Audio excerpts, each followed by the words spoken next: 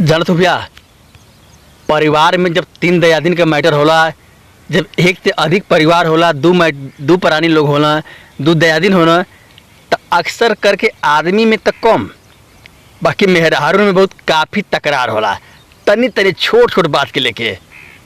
ऐसा ही एक घटना हुआ, अभी घटना ही कल का भैया, ताज़ा घटना आपके बता दो मैटर का रहे।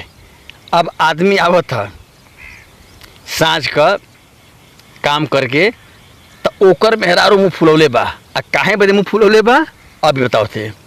आयल आदमी कहो, ए पिंकी के मम्मी, ए काहे मुँह फुलौले हो, का बात था?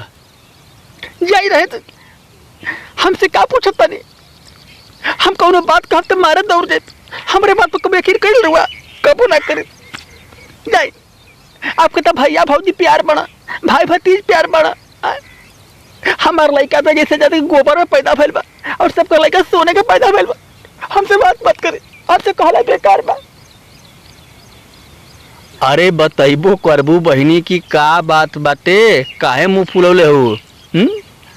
काहे ना मुँह फुलाई? हमारे एक कटन नहीं का लड़की बिया, तनिको दूध नहीं के पिए, ओकर रोलुआ भोलुआ गोलुआ 3 ठे लड़का बड़ा, 1 लीटर दूध पी जात बहुत। पूरा काम आप करत तनी, पशु आहार आप ले आवते, चरी आप करत तनी, घास भूसा आप करत तनी, गाय गोबर के गोबर रुआ फेंकत तनी। अरे हमरे लड़की के को दूध लेके मिलत, रोलुआ भोलुआ भोलुआ कुल पियत बड़ा दूध, ये ठान के लड़की। अरे तो तोर लड़किया अभी छोट न रे, अभी तोर दूध न पी कि गाय भैंस दूध पी।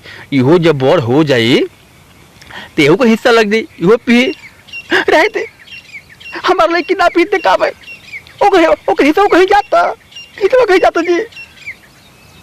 अरे ओकर 3 ठे बड़ा लड़का हुआ को दूध पिए लाख हुआ सुन तो पीवा तो ना रे, आखिर दूधवा घरवा में आओ तो पिया ही खातिर ना। हाँ यही बात हम आपसे ना कहल जात रहियो, ना कहल जात रहियो। कोनो बात कहा के मारे दौड़ गेला, कोनो बात कहा के हम ही दल ठहरा रे बा। का कहे आपसे, हमर तो जिंदगी बिरसा बा, हमर तो बिहार बस हो हम भटका गइले। अरे पागल कहीं का, तोरो लड़किया जब बड़ हो जाई तो ओको दूधवा मिलबे न करी रे। हाँ आखिर इतना दूधवा आवत था तो परिवार में खई खातिर आवत था, तो खो तो के दियाला तो के तो सीख से बोराई तब तो के अनकस बरला। हम तो उतना पीते तब हम हिस्सा दे लोग, हमके बेच के पैसा लेबा। पागल कहीं का, दूध के बेच के पैसा रखी है का करो?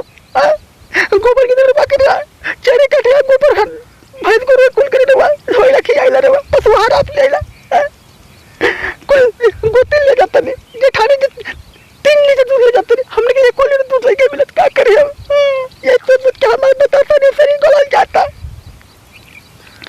इस सोच के तोर तरी ने तुम मऊजबू पागल कहीं का। दूध बिल्कुल बड़ी चीज है रे, तुम खो, और तोके नहीं के पसंद तो तुम मत खो, तक सबके दूध रोका भी कुल दूधवा ओकरे हिस्सा करेगा बल्टा देवी। हम कुछ करे, हमारी मर्जी, हम पानी में फेंक दी, टोला महला में बांट दे अपन हिस्सा, तो हमके दूध चाहिए ना।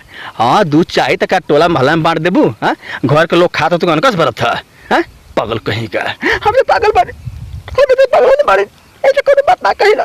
का कही कोई बात का मारे दौड़ जाला, कोई पागल बना इला। पागल तो समझदार हो, समझदारी का गुण है। जाए हमारी बात ना कर, भैया भौजी प्यार हो तो भैया भौजी से खाना मांगे, भैया भौजी से बत्ती आई बोली, हमारे लड़की हराम के लिए रहने वाले। अरे एकदम पगल चट्टा ही का रे, पागल है का तुम एकदम। आदमी थक हार के आल शाम का काम करके तू खाना पीना दीवी, ये का नोटिंग रोज करे लिए? जाके फलाने के देखे, ठिकाने के देखे, सबके घर बंटवारा हो गइल बा, हमरे घर अभी तक चलता, पता नहीं कहिया बुढ़ा बुढ़िया मुहैया की बंटवारा हो हमारे में। तो तोरे बंटवारा करे खातिर ये का मतलब कि हम माई बाप के मोबाइल दी छोड़ दी सबके? ना छोड़ दे, हमको छोड़ दे, हम कल से जैसे नैहर चल जाए, जैसे नहीं चल जाए भैया दे यो नैहर चल जीवी, चल नैहर। ये हाल तो भैया कल घटना ताज़ा घटना है। तो भैया ये स्टैंड अप कहानी है, अगर आप लोगों को पसंद है तो लाइक कर दें लोग, कमेंट करें, शेयर करें। हमारे चैनल है महाकाल मल्लिकपुरी। नमस्कार।